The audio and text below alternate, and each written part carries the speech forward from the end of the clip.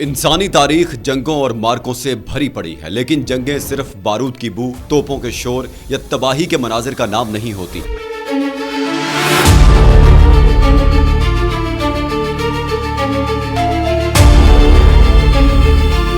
جنگیں حقیقت میں عزم، بے مثال بہادری اور سرفروشی کی ان داستانوں کا نام ہے جو آنے والی نسلوں کے لیے مشعل راہ بن جاتی ہیں۔ ماضی کے مارکوں سے لے کر 20ویں اور 21ویں صدی کے مشرق وسطیٰ کے خونی تنازعات تک جب بھی کوئی قوم اپنے وجود کی جنگ لڑتی ہے تو کچھ ایسے کردار ابھرتے ہیں جن کی بہادری پر عقل حیران رہ جاتی ہے۔ آج کا ولاگ ایک ایسی ہی سچی، دل دہلا دینے والی اور تاریخ ساز کہانی کا نام ہے۔ یہ کہانی ہے مشرق وسطیٰ کے آسمانوں پر لکھی گئی ایک ایسی داستان کی جس نے جدید جنگی سائنس اور فوجی حکمت عملی کے ماہرین کو دانتوں تلے انگلی دبانے پر مجبور کر دیا۔ ہم بات کر رہے ہیں ایران کی پاسداران انقلاب کے اس پائلٹ کی جس سے ایرانی ایئر فورس کی زبان میں ایگل کا لقب دیا جاتا ہے۔ ایک ایسا شاہین جس نے اپنے چند ساتھیوں کے ساتھ مل کر دشمن کے اس غرور کو مٹی میں ملا دیا جسے دنیا کا محفوظ ترین اور جدید ترین ایئر بیس کہا جاتا تھا۔ آج اس خبر کی باقاعدہ عالمی سطح پر تصدیق ہو چکی ہے کہ بریگیڈیئر جنرل مجید کاظمی اور ان کے ساتھیوں کی ڈی این اے ٹیسٹ کے ذریعے شناخت مکمل کر لی گئی ہے۔ بی بی سی، فارس نیوز اور انٹرنیشنل میڈیا نے اس خبر کو مین ہیڈ لائنز کے طور پر شائع اور نشر کیا ہے۔ آئیے آج کے اس ولاگ میں ہم تفصیل سے جائزہ لیتے ہیں کہ 28 فروری 2026 اور 2 مارچ کے درمیانی دنوں میں آسمان پر کیا ڈرامائی پیش رفت ہوئی تھی۔ سخوئی Su-24 جیسا پرانا طیارہ امریکی F-15 جیسے جدید ترین طیاروں کے سامنے کیسے ڈٹ گیا، اور کس طرح 80 فیٹ کی بلندی پر اڑتے ہوئے ایک پائلٹ نے اپنی جان کا نذرانہ دے کر تاریخ کا ایک نیا باب رقم کیا۔ چلیے اس ڈاگ فائٹ کی ساری کہانی آپ کے ساتھ شیئر کر رہے ہیں۔ ناظرین، اس سنسنی خیز داستان کی شروعات 28 فروری 2026 سے ہوتی ہے جب امریکہ اور اسرائیل نے مشترکہ طور پر ایران کے متعدد حساس مقامات اور تنصیبات پر اچانک اور شدید حملہ کر دیا۔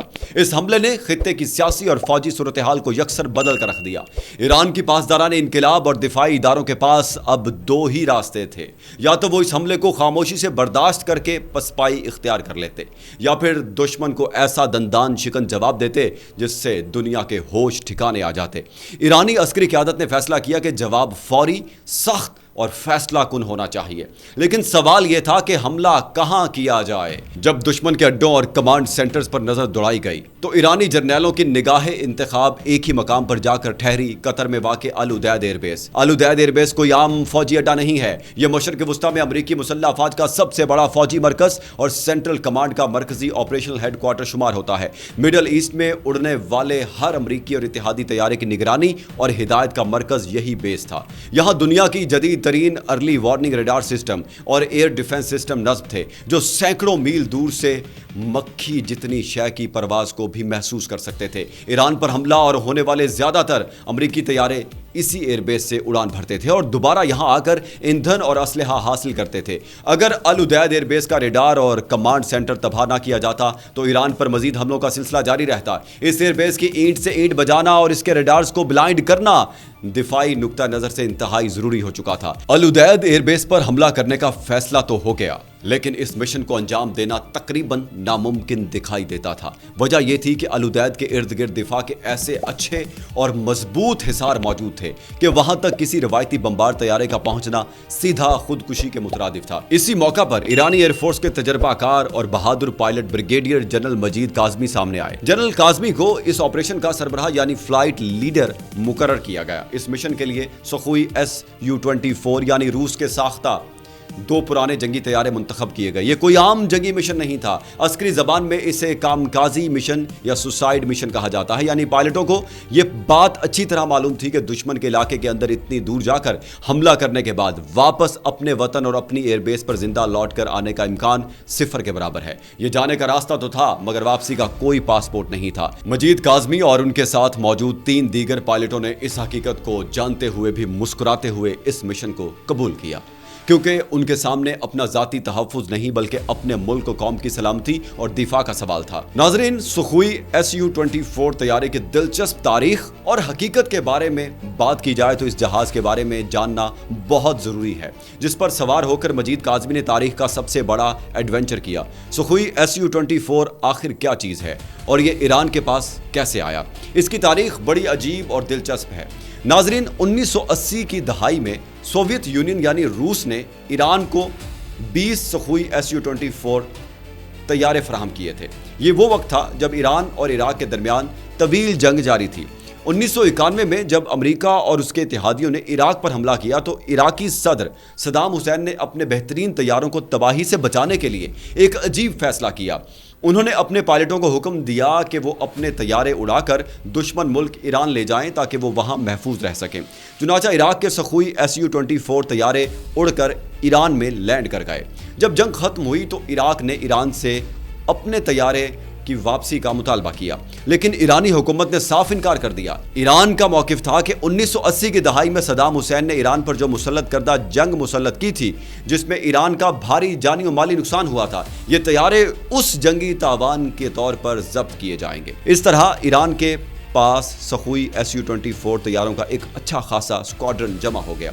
ईरानी इंजीनियर्स की हैरत अंगेज अपग्रेडेशन की बात करें तो ये बात सच है कि सुखोई Su-24 70 की दहाई की पुरानी सोवियत टेक्नोलॉजी थी। इस पर आलमी पाबंदियों की वजह से ईरान को इसके स्पेयर पार्ट्स भी नहीं मिल सकते थे, लेकिन ईरानी एयरफोर्स के इंजीनियर्स ने हार नहीं मानी। ईरानी इंजीनियर ने इन पुराने तैयारों को खुद अपने मकामी सिस्टम से अपग्रेड करना शुरू किया। तैयारों में रात के अंधेरे में देखने और परवाज करने वाले नाइट विजन और जदीद रडार लगाए गए। इन तैयारों पर जदीद ईरानी साख्ता गाइडेड मिसाइल और स्मार्ट बम नस्ब किए गए। इस तैयारे की सबसे बड़ी खासियत उसके स्विंग विंग्स हैं, यानी यह तैयारा परिंदों की तरह परवाज के दौरान अपने परों का एंगल और शक्ल तब्दील कर सकता है। जब इसको इंतहाई कम बुलंदी पर ज़मीन से रगड़ते हुए उड़ना हो तो ये अपने पर पीछे की तरफ मोड़ लेता है, जिससे हवा का दबाव कम हो जाता है और तैयारे का कंट्रोल और तेज रफ्तारी बरकरार रहती है। Su-24 ज़्यादा से ज़्यादा 1.35 माख यानी आवाज़ की रफ्तार से तकरीबन 1.25 गुना तेज परवाज कर सकता है। लेकिन जब यह ज़मीन के बिल्कुल करीब यानी लो सिमिंग परवाज पर होता है तो इसकी रफ्तार तकरीबन 1 माख यानी आवाज़ की रफ्तार के बराबर रह जाती है। नाजरीन, अब आते हैं मिशन के असल दिन यानी 2 मार्च की तरफ। नाजरीन, 2 मार्च की सुबह ईरान की एक इंतहाई खुफिया और अंडरग्राउंड एयरबेस से 2 सुखोई Su-24 तैयारे फ़ज़ा में बुलंद हुए। एक तैयारे की क़यादत ब्रिगेडियर जनरल मजीद काज़मी कर रहे थे, जबकि दूसरे तैयारे में उनका सेकंड इन कमांड पायलट और 2 नेविगेटर्स मौजूद थे। अंडरग्राउंड एयरबेस से निकलने के बाद इन पायलटों ने जो तरीका इख्तियार किया उसने तमाम जदीद मिलिट्री साइंस के असूलों को हवा में उड़ा दिया। ये तैयारे अमरीकी F-35 और F-22 की तरह स्टेल्थ यानी रडार से गायब होने वाली टेक्नोलॉजी के हामिल नहीं थे, इसलिए अगर ये ऊंचाई पर उड़ते तो अमरीकी और कतरी रडार उन्हें 100 मील दूर से देखकर हवा ही में तबाह कर देते। मजीद काज़मी और उनके साथियों ने अपने तैयारों को नीचे उतारा, इतना नीचे कि वो समंदर और ज़मीन की सतह से सिर्फ 80 फीट की बुलंदी पर उड़ने लगे। 80 फीट का मतलब है एक 3 से 4 मंजिला इमारत के बराबर बुलंदी। इतनी कम बुलंदी पर आवाज़ की रफ्तार से तैयारा उड़ाना का मतलब है कि अगर पायलट की आंख 1 सेकंड के 100वें हिस्से के लिए भी झपक जाए या हाथ ज़रा सा लरस जाए तो तैयारा सीधा ज़मीन से टकराकर धमाके से तबाह हो जाएगा। ऐसी परवाज़ के दौरान दिल और दिमाग पर जो दबाव होता है उसका अंदाज़ा सिर्फ एक तजर्बाकार पायलट ही लगा सकता है। बड़े बड़ों की रूह ऐसी परवाज़ में परवाज़ कर जाती है, लेकिन मजीद काज़मी और उनके साथियों की पेशावराना महारत, ज़ब्त और जुर्रत की दाद देनी पड़ेगी। उन्होंने 80 फीट की इस खौफनाक बुलंदी पर उड़ते हुए खलीज फारस को अबूर किया और अल उदैद एयरबेस के तमाम air defence systems, patriot missiles और पेट्रोलिंग करने वाले ड्रोन्स को मुकम्मल चकमा दे दिया। दोनों सुखोई Su-24 तैयारे मिसाइल की तरह अल उदैद एयरबेस की फ़ज़ा में बगैर किसी वार्निंग के नमूदार हुए। अमरीकी एयर डिफेंस सिस्टम अभी खतरे को भांप कर मुतहरिक भी ना हो पाया था कि मजीद काज़मी और उनके साथी के तैयारे ने तबाही का तूफान बर्पा कर दिया। उनके बरसाए गए स्मार्ट बम्बों और गाइडेड मिसाइलों ने सीधा एयरबेस के इंफ्रास्ट्रक्चर को निशाना बनाया और लम्हों में पूरा अड्डा धुएं और अफरा तफरी का मैदान बन गया। कमांड एंड कंट्रोल सिस्टम्स लम्हों में आग और धुएं के बादलों में तब्दील हो गया। अर्ली वार्निंग रेडार्स के डोम्स मुकम्मल तौर पर तबाह हो गए। रनवे और तैयारों के हैंगर्स पर इतनी शदीद बमबारी हुई कि वहां खड़े मुतादिद आलात और तनसीबात को शदीद नुकसान पहुंचा। मजीद काज़मी और उनकी टीम ने जिस हदफ के लिए अपनी जान दाव पर लगाई थी वो हदफ 100% हासिल हो चुका था। अल उदैद एयरबेस की ईंट से ईंट बच चुकी थी। हमला करने के बाद दोनों ईरानी तैयारों ने फौरी तौर पर वापसी का रुख किया। जब किसी बड़ी एयरबेस पर हमला होता है तो इर्द गिर्द फजा में मौजूद पेट्रोलिंग करने वाले तैयारे फौरी तौर पर हरकत में आ जाते हैं। नाजरीन, अमरीकी एयरफोर्स के जदीद तरीन F-15 जंगी तैयारों के एक स्क्वाड्रन ने वापसी पर उन दोनों पुराने Su-24 सखुई तैयारों का घेराव कर लिया। यह मुकाबला दो मुख्तलिफ अदवार की टेक्नोलॉजी के दरमियान था। नाजरीन, एक तरफ रूस का 70 की दहाई का पुराना सखुई Su-24 बम्बार तैयारा था जो बम्बारी करके हल्का हो चुका था, लेकिन उसकी परवाज़ की मानोर एबिलिटी और रफ्तार महदूद थी।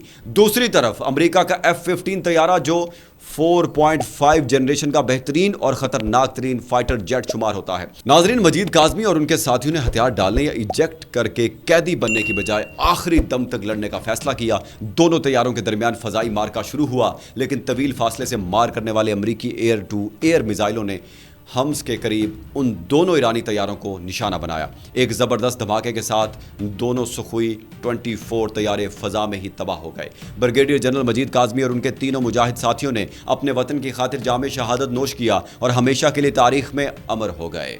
ईरानी पायलटों ने वो कारनामा अंजाम दे दिया था जिसका अमरीकियों ने ख्वाब में भी तसव्वुर नहीं किया था। नाजरीन, इस वाक़े को गुजरे काफ़ी वक्त हो चुका है, लेकिन इसके अस्करी और सियासी असरात आज भी उतने ही गहरे हैं जितने 2 मार्च 2026 को थे।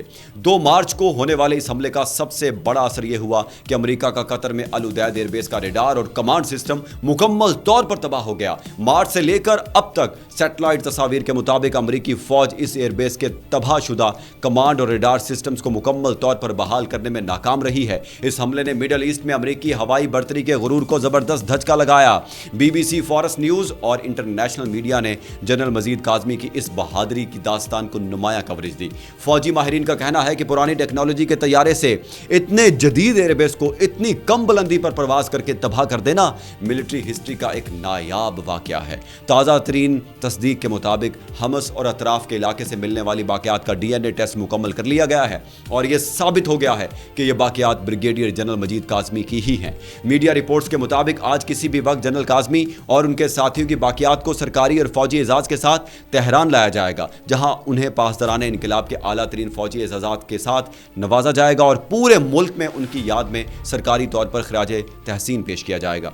जंगें सिर्फ हथियारों से नहीं बल्कि जज्बे, ईमान और अज़्म से लड़ी जाती हैं। ब्रिगेडियर जनरल मजीद काज़मी और उनके साथियों के पास जदीद तरीन स्टेल्थ तैयारे नहीं थे, उनके पास 5वीं जनरेशन की टेक्नोलॉजी नहीं थी, लेकिन उनके पास एक ऐसा दिल था जो वतन पर कुर्बान होने के जज्बे से सरशार था। उन्होंने ये साबित कर दिया कि जब इंसान अपने मकसद में सच्चा हो तो पुरानी टेक्नोलॉजी और 80 फीट की बुलंदी भी तारीख बदलने के लिए काफ़ी होती है। मजीद काज़मी जिस्मानी तौर पर इस दुनिया से चले गए, लेकिन वो ईरानी तारीख और दुनिया भर के अस्करी हीरो की फहरिस्त में अल उदैद का शाहीन बनकर हमेशा जिंदा रहेंगे।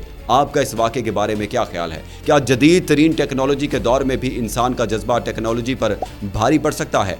आपकी इस बारे में क्या राय है? कमेंट सेक्शन में ज़रूर बताएं। अगर हमारी वीडियो अच्छी लगी हो तो लाइक कर दें, शेयर कर दें और चैनल को सब्सक्राइब कर दें।